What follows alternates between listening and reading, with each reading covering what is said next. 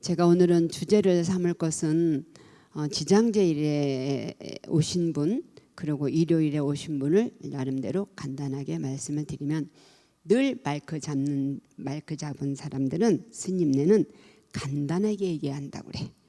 간단하게. 그리고는 길게 얘기해. 눈 감고 축원하다가 이 일상 기도 축원문을 제가 놓쳤어요. 그래서 이것도 읽어야 되니까. 뭐냐면 지장제일에 이제 오신 분들에게 말씀드리고자 하는 것은 그냥 경전에 있지는 않아. 또 제가 그렇게 어디에 선지식들이 기록을 써놓은 곳은 없어요. 제가 반세기를 넘게 기도를 쭉 한 체험 속에서 봤을 때, 우리가 보통 불교에서 기도를 한다 싶으면 절기도가 있고 경전 독송하는 게 있고 또 다란히 이 주력이 있고 또 좌선하는 게 있고 여러 이유가 있잖아요. 그랬을 때 가장 우리가 익혔던 건 전신으로 절을 할 때가 업장소멸이 제일 잘 된다라는 걸로. 근데 그건 젊은 날에 그 열정과 에너지와 모든 것들이 이 삼복더위 때 같이 그럴 때 하는 거. 지금 우리가 막 숨차게 땀 흘려가면서 몸을 혹사시키면서 업장소멸을 한다는 건 몸을 너무나 학대를 해서 병이 생깁니다. 그래 하시면 안 됩니다. 그래 할 때 예를 들어서 빨래를 말한다면 팍팍팍 비벼서 때국물을 뺀다라는 식이고요. 우리가 이제 그 다음에 지장기도를 더 하면 조상님들의 뿌리가 정리가 되는 거예요. 그 입산을 했을 때 어른들이 한 집안에 스님이 출연을 하면 9대가 승천을 한다. 과거 3대, 현재의 3대, 미래의 3대가 구천을 한다. 이런 소리를 들었어요. 이게 지장기도를 했을 때 가장 내 몸에 뿌리인 조상들이 착하니 정리가 된다라고 해요. 그래서 간음기도를 쭉 하면 드디어 내가 부처님 가까이 갈 수 있는 준비를 한다 하고, 또 좌선을 쭉 할 때는 드디어 내가 이제 부처님이 되고자 실전을 하는 건데, 그래서 빨래를 팍팍팍 빨고 그 다음에 헹구는 것이 지장기도, 그 다음에 싹 데리는 것이 간음기도, 그 다음에 그걸 내가 옷을 입는다라는 것이 이제 좌선 참선 수행이라고 일방적 예를 들어서, 그게 아주 정확한 정답이라거나 딱 법이 되어 있는 건 아니지만 보편적으로 어른들에게 설명을 했고 저도 그렇게 느껴집니다. 지장기도는 참 그 지장보살에 대한 건 여러분들이 검색하면 다 나오니까. 뭐냐면 어저께 제가 아침 일찍 거의 8시 7시 40분쯤에서 이제 조계사 가서 한마음 선언에서 그 비구니 스님들의 수행 담록, 또 외부에 그런 활동을 하셨던 거, 또 많은 불사를 하셨던 거, 이런 것들을 세미나를 통해서 기록을 남기고 많은 그런 중요한 일을 하시는데 조계사 가서 나름대로 축사를 했어요. 그리고 거기서 머무르지도 못하고 이제 저희 절에 여간에 제가 절을 안 갑니다. 저희 절에를 가면 에너지가 그만큼 그쪽으로 뺏기는 것도 있고, 그쪽에서 바래니까 스님이 또 오시겠지, 바래니까 바래말 딱 끊기 위해서 안 가고 신도분들을 못 오게 합니다. 여기에 딱. 그래 적어도 1년 2년은 딱 끊으려고 냉정하게. 그래서 이제 그런데 신세를 지면 자유가 없습니다. 신세를 많이 지면 일단 자유가 없습니다. 그런 제가 옷을 얻어 입었겠어요. 뭐 밥을 많이 얻어 먹었겠어요. 뭐 귀걸이, 코걸이, 뭐 목걸이를 받았겠어요. 결국에는 불사할 때 불사금 많이 받고 그 신세진 분의 49제가 있어서 갔어요. 대단한 분이었어요.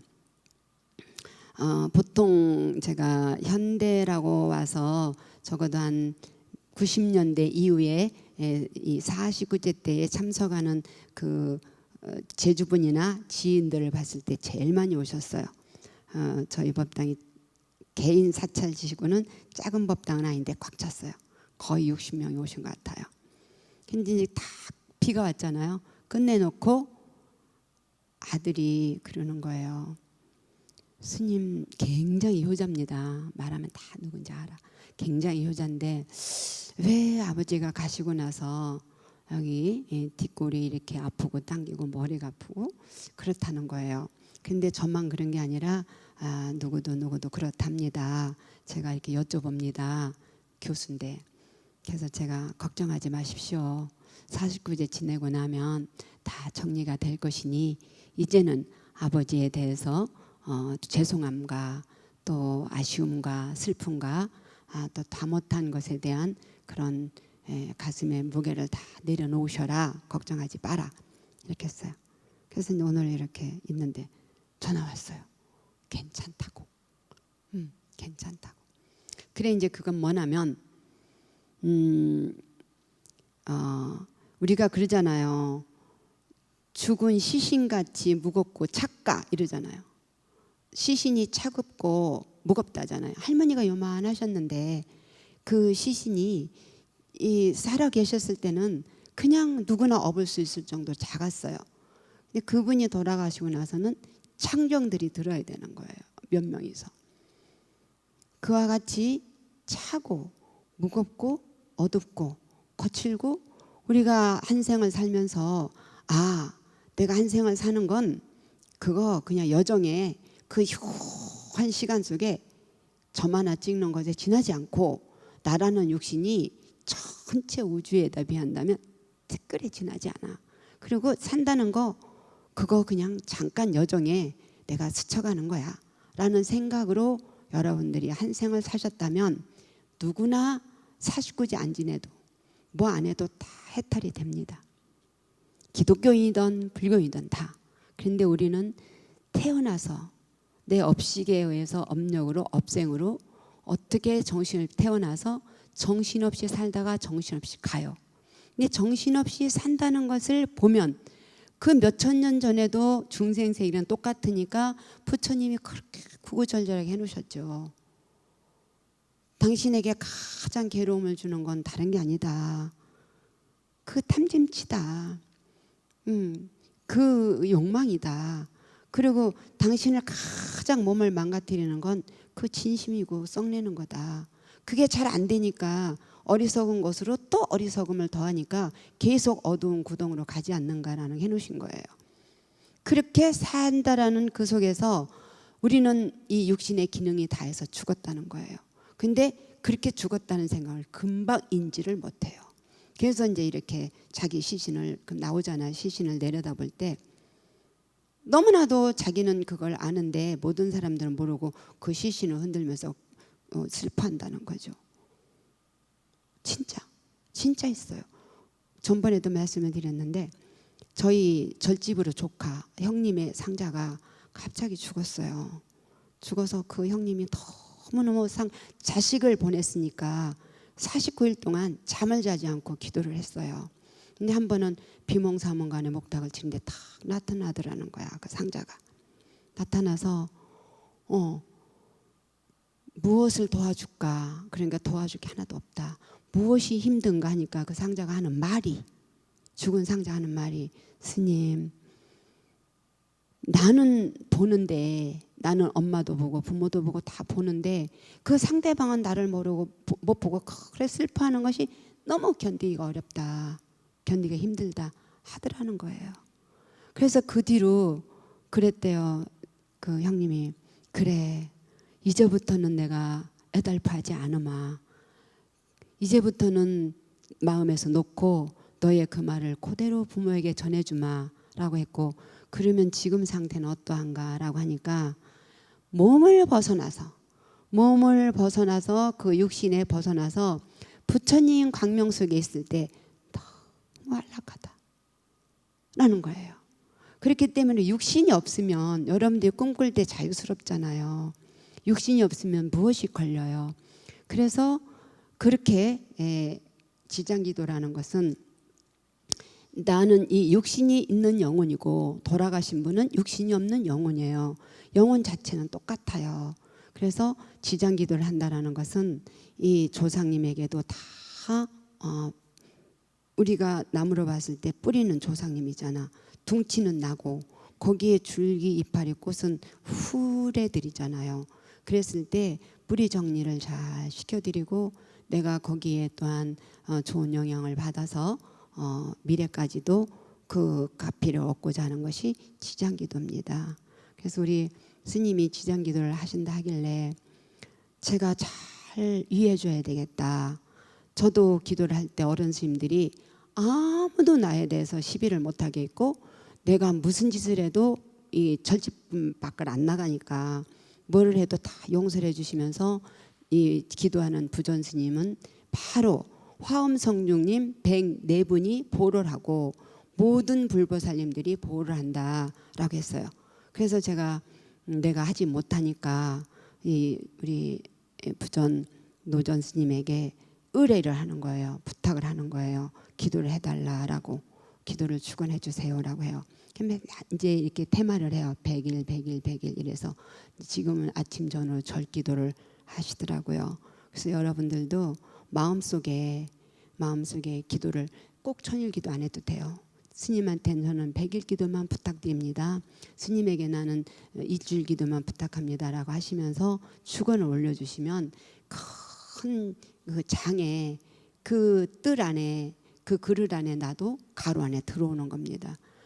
그래서 이제 지정기도에 대한 걸 말씀을 드렸고 지장제일이니까 그리고 이제 일호흡회 하시는 분에게 의해서는 제가 이런 걸 일러드리고 싶어요. 테레비나 의사나 모든 사람들이 이 건강을 위해서 뭐를 하라고만 해. 이걸 먹으세요. 이거 운동을 하세요. 뭐를 하세요. 그것만 있어요. 그런데 이 진짜 선지식이나 명상을 하고 수행하는 분들은 이렇게 얘기를 합니다. 내 몸 안에 의사가 있다. 내 몸 안에 나를 지켜준 주인공이 있다. 이렇게 합니다. 그것을 내가 실제로 말씀을 드릴게요. 매일 전쟁같이 살거든요. 매일같이 바쁘게 살아요.